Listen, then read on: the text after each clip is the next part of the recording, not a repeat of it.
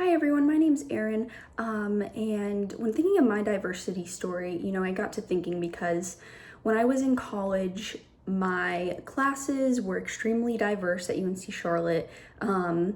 The staff was extremely diverse, all my professors were from different backgrounds, and then I stepped into the professional world when I got my first job when I graduated in clinical research. I work in oncology clinical research trials now, but I kind of worked in more general medicine clinical research then.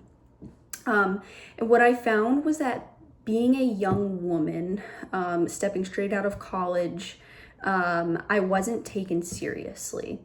And so, I stepped into the field right out of college, but I stepped into a complex field. It was kind of a high stakes environment, and I was a young woman.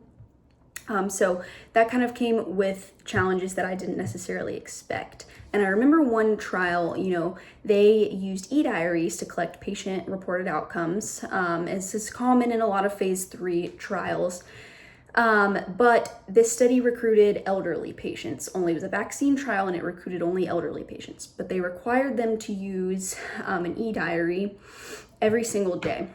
And so at the SIV, I kind of noted that I had immediate concerns in the feasibility of this for that population of patients. They had minimal tech experience. I knew that all of the tech support and help for them would fall on me as the coordinator. And so I expressed my concerns in the early on meetings, and I raised the issue. I said that this might cause compliance issues with completing the e-diaries. It might cause protocol deviations. It's going to add extra work and burden onto the coordinators. And I wasn't really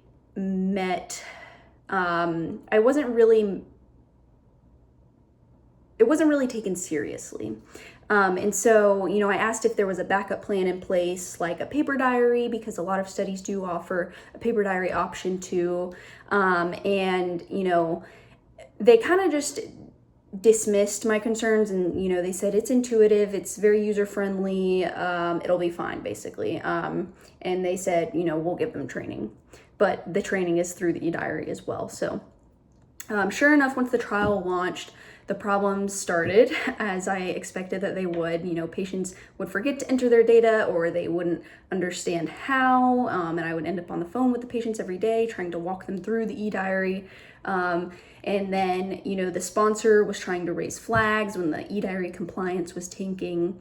And so we kind of had to scramble, write protocol deviations for everyone that was missed, document retraining, and eventually, just kind of rework the entire data collection plan. So that moment kind of stuck with me, not just because it validated the concerns that I brought up in the beginning, but because it kind of reminded me how easy it is for younger voices, and especially young women, to be overlooked in those spaces that are dominated by seniority and experience. And this study team in specific wasn't very male dominated. I think there was only like one woman on their team. And so, I was frustrated because after that happened, they introduced a paper diary option. But I learned to kind of document my concerns clearly and back them with patient feedback, and so if I had been in a leadership role at that point in time, I would have tried to build in a little bit more opportunities, for early career staff to share their insights and give them the support that they needed. And so, I think that the best outcomes really happen from diverse teams, different ages, different experiences, different groups of people. The best outcomes really happen when all those voices are heard, and especially the ones that are kind of closest to the day-to-day patient experience. So, I kind of realized that being young in clinical research taught me that diversity isn't just about checking boxes, it's about kind of actively making spaces for different perspectives. Sometimes that perspective comes from a place of lived experience, and sometimes it comes from paying attention to the small things that others might overlook. But either way, it matters, and I've learned to trust that my voice matters and other young women's voice matters. And so that was just kind of the first little story that came to my mind when I read this prompt. So thank you.